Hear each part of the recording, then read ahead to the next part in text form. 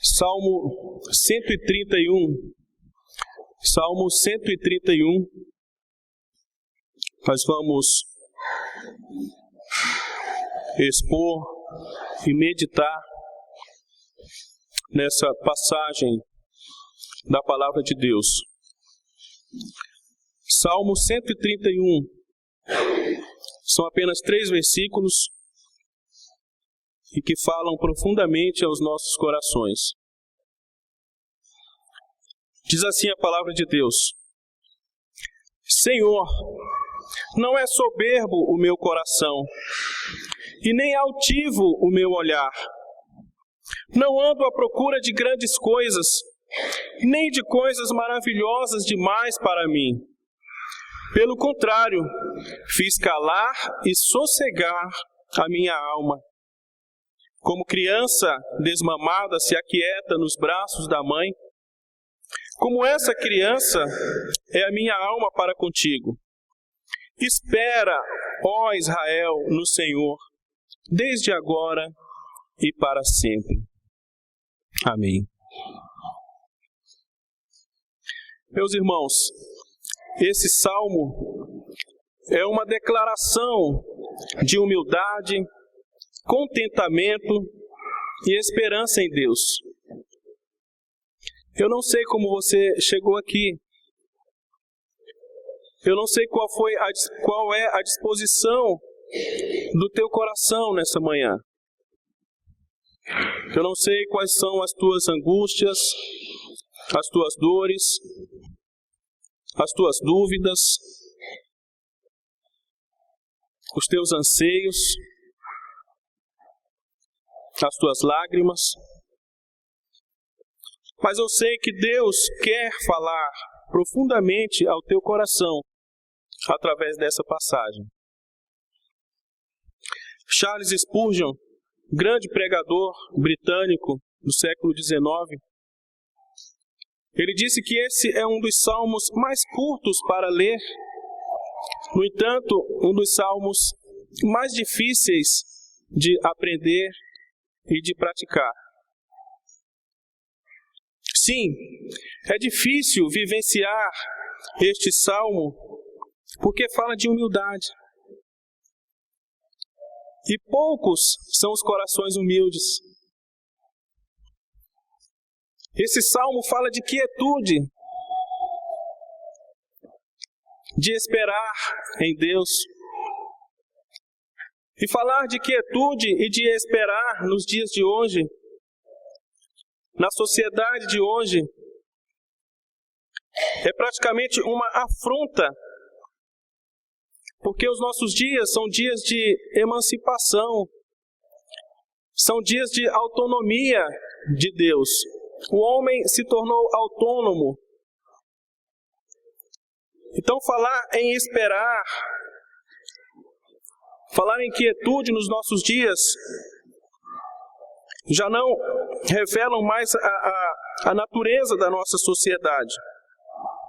A nossa sociedade é uma sociedade inquieta, ansiosa. Vivemos na correria, em busca de coisas que nos satisfaçam. Mesmo que, logo que alcancemos estas coisas, as descartemos. E corramos novamente em busca de outra coisa que venha a nos satisfazer. Isso significa, irmãos, que a causa de muitas das nossas angústias é a insatisfação. Nós vivemos insatisfeitos.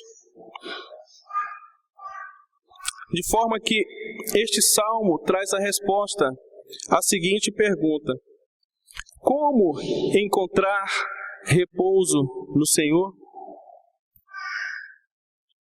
E o salmista, então, irmãos, nos diz que nós podemos encontrar repouso no Senhor quando nós declaramos diante dele a nossa humildade, o nosso contentamento e a nossa esperança nele. O salmista, primeiramente, faz aqui uma declaração de humildade. No verso 1, ele diz: Senhor, não é soberbo o meu coração, nem altivo o meu olhar. Não ando à procura de grandes coisas, nem de coisas maravilhosas demais para mim.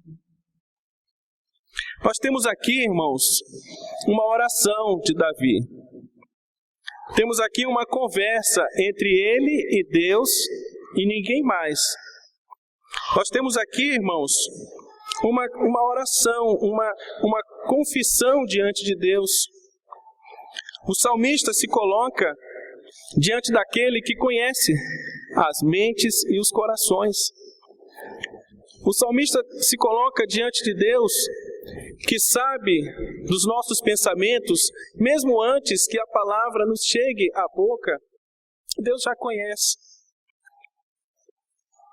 Portanto, irmãos, ninguém está habilitado a dizer que é humilde, até que ele tenha coragem de chegar diante de Deus e falar: Senhor, o meu coração não é soberbo.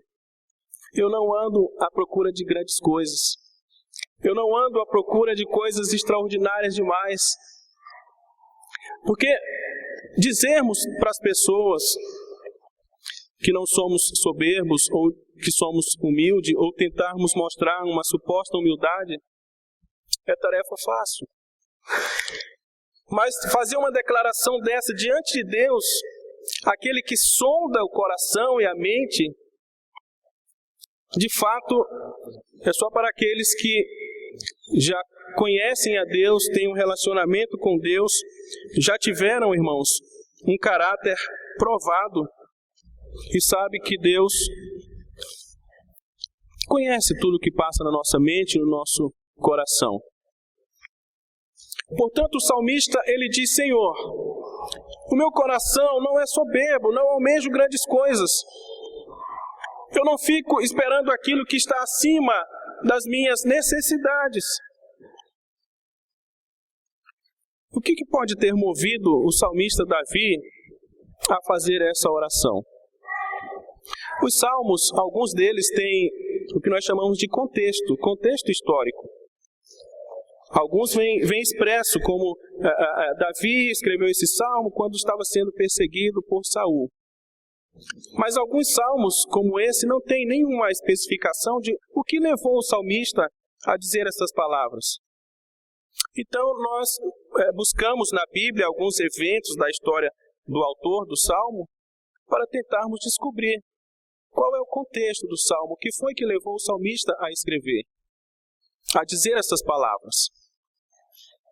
Alguns contextos são sugeridos, mas eu sou bastante inclinado a pensar que aqui, provavelmente, Davi estava lembrando de um episódio muito triste na vida dele. O episódio que antecedeu a sua luta com Golias, o gigante. Vocês vão lembrar que o gigante Golias, um dos guerreiros dos exércitos dos filisteus, estava afrontando os exércitos de Israel. E ele dizia: quem de vocês tem coragem de me enfrentar? Cadê os deuses de vocês nessa hora? E ele então afrontava os exércitos de Israel, e na interpretação de Davi, aquilo não era uma afronta a Israel, mas uma afronta ao próprio Deus. Mas Jessé, o pai de Davi, havia feito um pedido para ele. Falou: Davi, vai até lá onde estão os exércitos, porque os irmãos de Davi estavam lá também.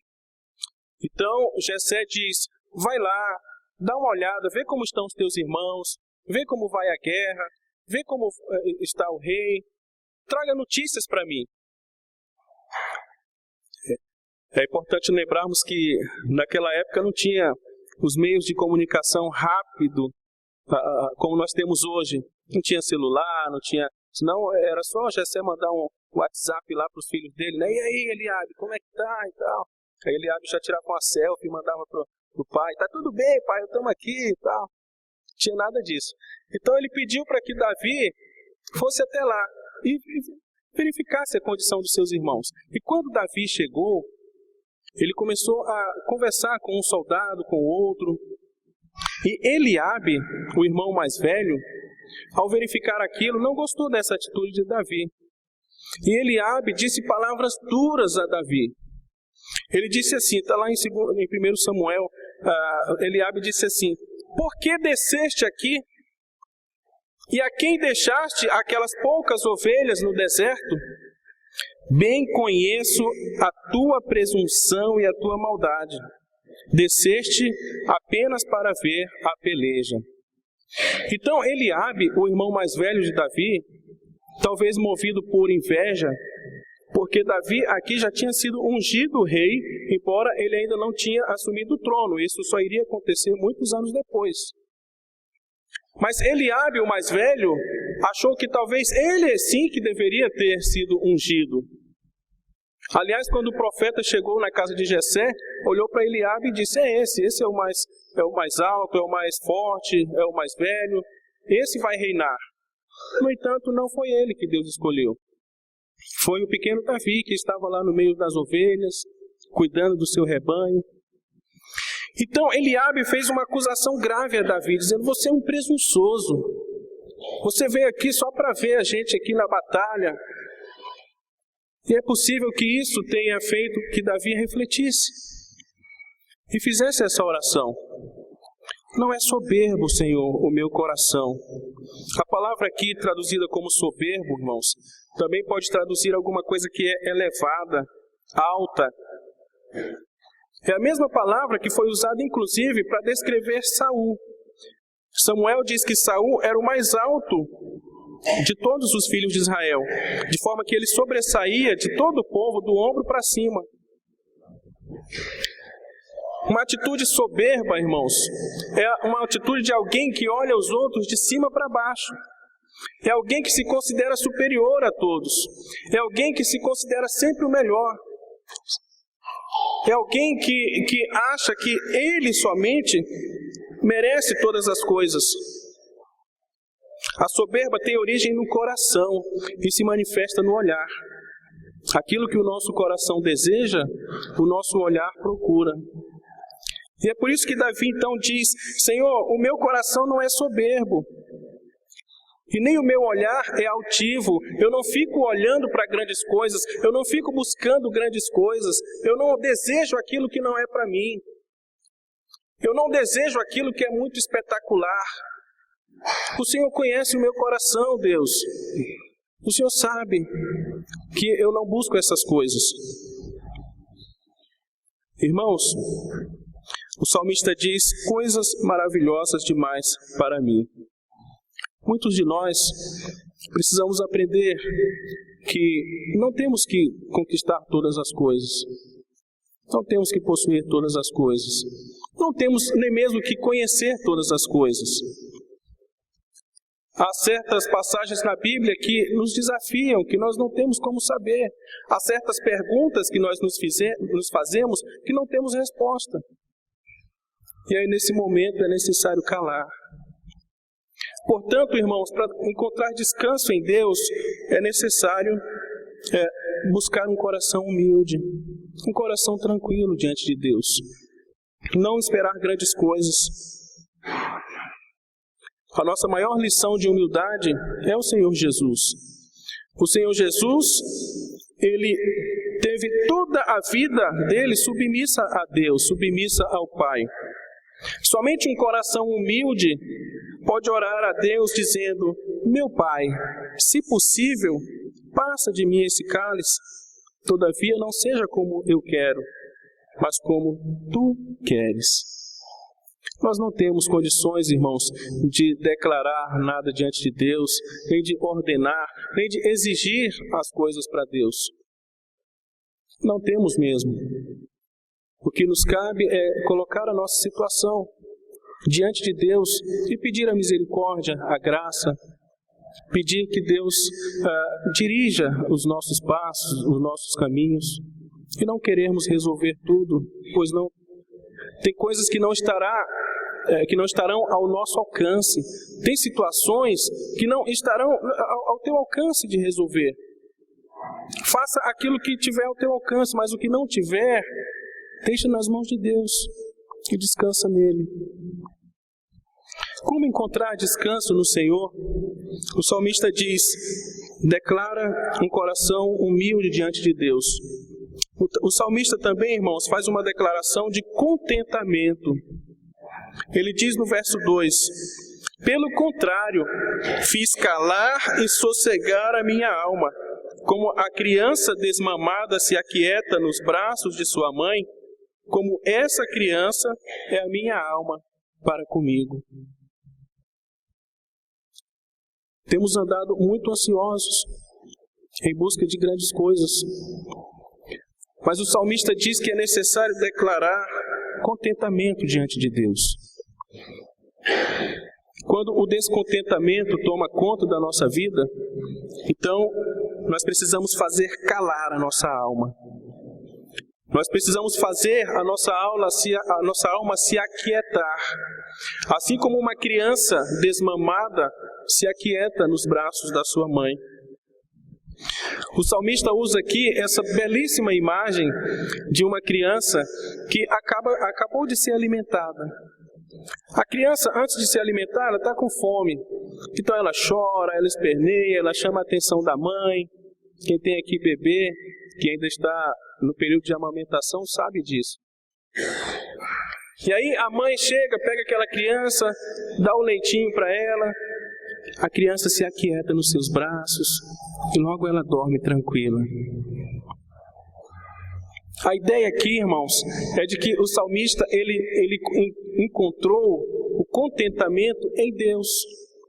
Ele encontrou o seu contentamento em Deus. Ele não precisava de grandes coisas para se autoafirmar. Ele não precisava de grandes coisas para se sentir contente e satisfeito. Uma criança, ela se contenta com muito pouco. Basta dar um leitinho para ela. Assim é a imagem que o salmista tem em mente para que nós também nos contentemos nos braços do nosso Deus. Nos contentemos com a provisão do Senhor. Nos contentemos com aquilo que o Senhor tem para nos dar. A nova versão internacional, ela traz exatamente essa imagem. Diz assim: sou como uma criança recém-amamentada por sua mãe. A minha alma é como essa criança. Deus certamente nos dará aquilo que precisamos. Deus não dará tudo para você. Deus não dará tudo o que nós pedimos, mas Ele certamente nos dará aquilo que precisamos. E é difícil, irmãos, se aquietar. Talvez uma das coisas mais difíceis para o ser humano é se aquietar. Porque nós queremos estar em busca de coisas, de conquistas. A ansiedade, a insatisfação nos move a uma busca desenfreada. E o salmista, ele se viu nessa situação, mas ele falou assim: Senhor, eu fiz calar a minha alma. Eu fiz com que a minha alma se contentasse em Ti. Quando os nossos desejos, irmãos, são controlados, as nossas atitudes se tornam serenas. O nosso espírito, a nossa alma se torna serena. A criança nos braços da mãe tem a garantia de segurança, conforto, cuidado, presteza. Assim, essa criança está como o salmista, satisfeita em Deus. Eu não sei quais têm sido as suas necessidades. Eu não sei qual tem sido a tua busca, a tua oração. Eu não sei qual tem sido aquilo que está te afligindo. Mas coloca a tua alma diante de Deus e se aquiete diante dele. Como encontrar descanso no Senhor? Declarando a nossa humildade perante Deus, declarando o nosso contentamento diante do Senhor e declarando a nossa esperança naquele que tudo pode, tudo sabe e que vai certamente cuidar de nós. O salmista então faz uma declaração de esperança no verso 3 ao dizer: espera, ó Israel, no Senhor, desde agora e para sempre. Esse último versículo lida agora com todo o povo de Israel. O salmista, ele deixa de falar de si mesmo, da sua própria alma para com Deus, e agora o salmista passa a olhar para toda a congregação de Israel e diz assim: olha, assim como eu tenho esperado em Deus, assim como eu tenho encontrado paz, conforto, contentamento e alegria em Deus, assim também, Israel, espera no Senhor. Não apenas agora, mas de uma vez por todas, aprende a colocar a tua confiança e a tua esperança em Deus. Essa é a mensagem do salmista. O que Davi desejava aqui, irmãos, era que todos experimentassem aquilo que ele mesmo experimentou em Deus. O que Davi desejava aqui era que todo Israel desfrutasse desse contentamento, dessa paz, desse descanso que ele mesmo encontrou em Deus. E nós temos aqui, irmãos, alguém falando acerca do que ele sabia o que era muito bem esperar. Esperar, de fato, não é tarefa fácil. Esperar é sempre uma questão que pode gerar ansiedade. Você está esperando alguém chegar de viagem, está esperando um bebê, você está esperando uma resposta de emprego, você está esperando uma solução para uma determinada situação sentimental. Esperar, de fato, é algo angustiante em certas situações. Mas aqui o salmista fala que nós devemos colocar a nossa esperança em Deus. E quando nós colocamos a nossa esperança em Deus, então nós podemos encontrar a paz, o consolo. O salmista está falando daquilo que ele muito bem vivenciou. Nós sabemos que ele foi ungido como rei, no entanto ele precisou esperar para assumir o trono. Ele não foi ungido hoje e já sentou no trono e já começou a reinar sobre Israel. Não foi assim. Quando Davi foi ungido, Saul ainda era o rei de Israel. E Saul ainda viveria muito tempo. Davi passaria a servir a Saul. E quando Davi venceu o gigante Golias, as mulheres fizeram aquela musiquinha lá que acabou irritando Saul. Elas disseram assim, que Saul matou seus milhares, mas Davi matou 10 milhares. Isso foi o suficiente para criar um ódio, uma inveja de Saul com relação a Davi, de forma que a partir desse momento Saul passou a perseguir a Davi. E Davi não apenas tinha que esperar o momento certo para reinar, mas ele tinha que tolerar essa perseguição de Saul, de forma que ele mesmo não quis agir de maneira precipitada, matando Saul. Ele teve várias oportunidades de fazer isso, mas Davi não fez. Ele sabia que aquilo que Deus tinha para ele, Deus certamente iria dar a Davi. Esperar em Deus, irmãos, portanto, é orientar os nossos desejos de acordo com a vontade de Deus. É nós sabermos que aquilo que Deus tem para nós, certamente Ele nos dará. Nós não temos que atropelar as coisas. Nós não temos, como dizem, colocar os cavalos na frente colocar os carros na frente dos bois. Nós não temos que fazer acordos que não devem ser feitos. Devemos esperar. E Deus certamente vai mover todas as coisas para que os seus propósitos sejam cumpridos na nossa vida. Esperar em Deus, portanto, é como se fosse uma viagem longa que você fizesse. E eu gosto de fazer viagens longas de carro. Toda vez que eu vou lá para o Pará, lá para a cidade da minha esposa, nós fazemos uma viagem de carro de mais de 3.000 quilômetros. E é uma viagem longa. Todo mundo quando a gente fala, nossa, vocês têm muita coragem de fazer uma viagem dessa de carro. E esperar em Deus é mais ou menos como uma viagem dessa. Você sabe que vai chegar, você está a caminho.